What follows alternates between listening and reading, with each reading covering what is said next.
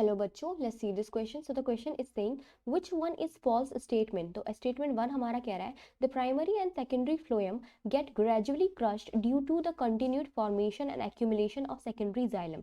तो बेटा ये बिल्कुल राइट स्टेटमेंट है.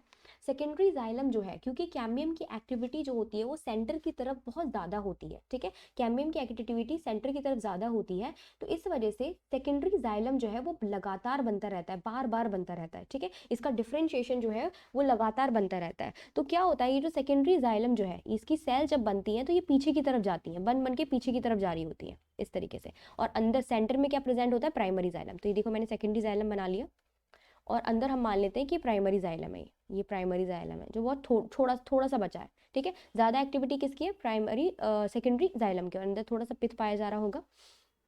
देन इसके ऊपर बेटा क्या होना चाहिए था, इसके ऊपर हम लोग ये मान लेते हैं कैम्बियम की रिंग होगी. ठीक है, ये कैम्बियम की रिंग होगी. ठीक, इसके ऊपर पाया जाता है सेकेंडरी फ्लोएम.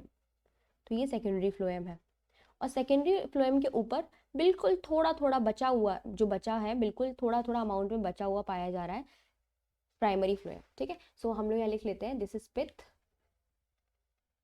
इसके बाद पाया जाता है हमारा प्राइमरी जाइलम.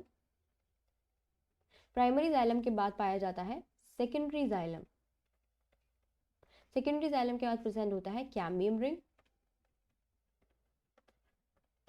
कैम्बियम रिंग के ऊपर पाया जाता है सेकेंडरी फ्लोएम और उसके ऊपर थोड़ा बहुत बचा हुआ पाया जाता है primary phloem.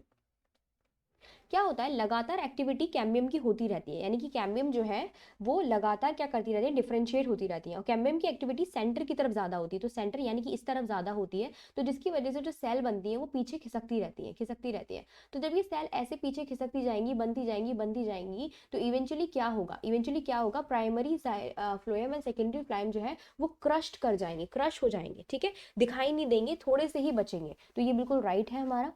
Then second is saying primary xylem remains more or less intact in near or near the center. तो ये भी राइट है बेटा. सेंटर में क्या पाया जाता है, पित्त पाया जाता है. सेंटर में पित्त प्रेजेंट होता है और पित्त के बाद जो है प्राइमरी जाइलम पाया जाता है. तो ये भी बहुत थोड़ा सा ही बचता है. ठीक है, बहुत ही थोड़ा सा बचता है, जो कहाँ पे पाया जा रहा होता है, सेंटर के पास पाया जा रहा होता है. तो it is also right. See secondary growth is increase in length of the axis. बेटा ये ऑप्शन हमारा गलत हो जाएगा. Secondary growth is responsible for increasing the girth of plant.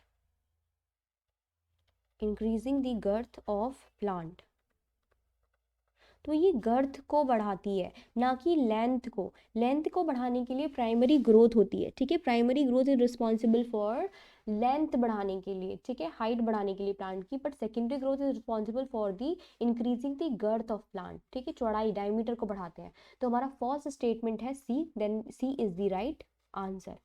I hope आपको समझ में आया होगा. Best of luck.